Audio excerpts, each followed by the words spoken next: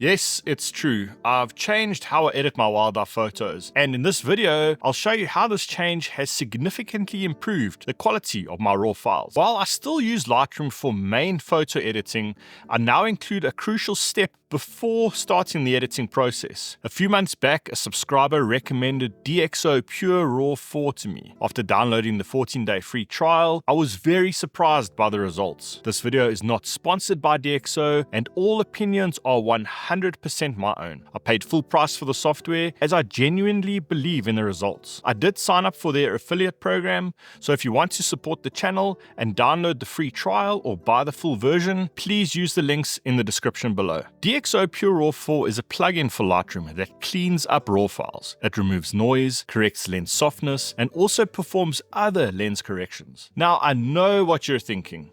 Another noise reduction plugin? Let me just say, this one is better than anything I have ever used. Let's jump onto the computer and I'll show you why. So I'm here in Lightroom and I've got the plugin installed, and the plugin is very simple to activate. On a photo, you simply just click, you go to File, Plugin Extras, and then here you have two options, Preview and Process with DxO Pure Raw 4 or Process Instantly. So I'm going to click this first one, Preview and Process with DxO Pure Raw 4, and that's going to open the plugin. And this software integrates perfectly into Lightroom. And the first time you edit a photo with a certain camera or lens, DxO will ask you to download the optics module. So what they've done is they've developed a profile for each camera and lens combination. This allows them to apply proper lens corrections to the images and not just generic lens corrections. So I'm going to click and to save this and download that profile. It takes a few seconds, very quick to do. So this is what we presented with in DxO Pure Raw 4. Now you've got your preview window here, and to the left of the slider you've got your original, and to the right you've got the processed image. On the right hand side here are all the options for DxO. You've got two raw processing models here, Deep Prime and Deep Prime XD2. I always use XD2, that's the latest one. Underneath here you've got advanced controls, and then you've got all these controls here for optical corrections and then the output format. Under this destination option here, you can put the new DNG file back into the same folder or a custom folder. You can choose to rename the file, and you can add this new file to a Lightroom collection. So now what I want to do is I want to go for the one-to-one preview. I want to bring up the details at pixel level to see exactly what it's doing. So again, on the left you've got the original, and on the right you've got the new raw file. So already you can see the amount of detail that this has generated is quite substantial, and it's got rid of that noise really quickly. So what I normally do is I normally start with the advanced options here. Luminance, depending on the ISO of the image, I will vary this luminance between 30 and maybe 70 or 80. This was a very low ISO image, I think it was 900. So I've got this luminance set to 30, and then force details, what that's going to do is use AI to try and generate fine details. I don't necessarily like this one too much, but what you can play with it and see what it does. But where the power of this software comes in is this lens softness. So what happens,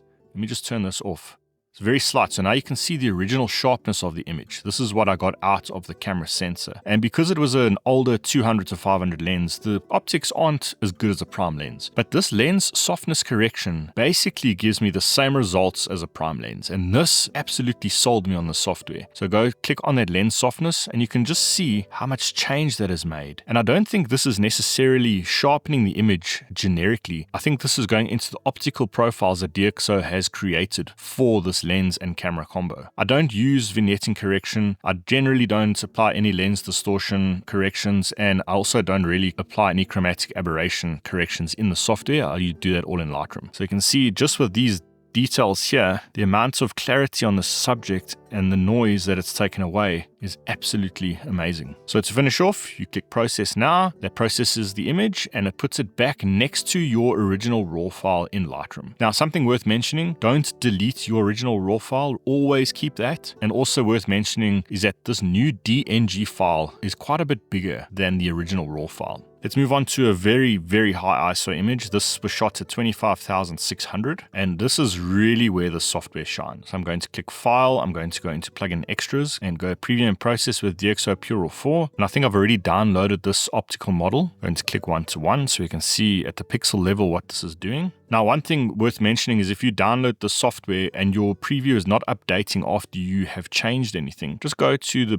preferences, and just make sure processing preview is checked. Otherwise, it won't automatically update the preview. So you can already see on the left is the noisy image, the original raw file, and on the right is the denoised file. Again, this is at 25,600, so it's incredibly noisy. I'm going to turn vignetting off, chromatic aberration, and lens distortion off. So luminance, I'm going to probably increase that quite a bit. I just want to see the background. It's fairly uniform there. So I think 40, maybe 50 will be fine. And then the lens softness, you have 4 options here: soft, standard, strong, and hard. Depending on what lens you use, you can play around with these. I think the hard maybe makes the image a bit too crunchy.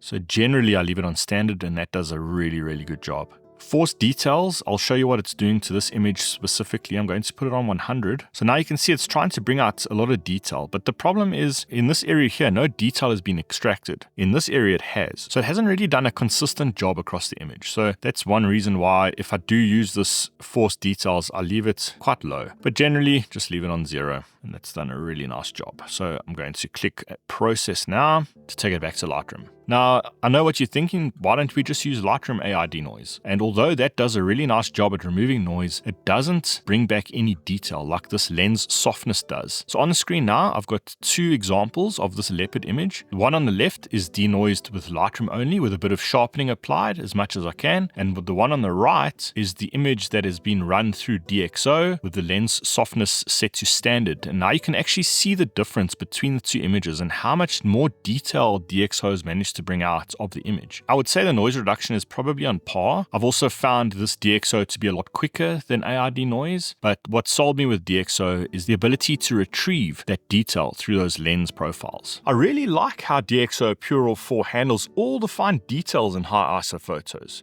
And together with these techniques, your high ISO photography will drastically improve.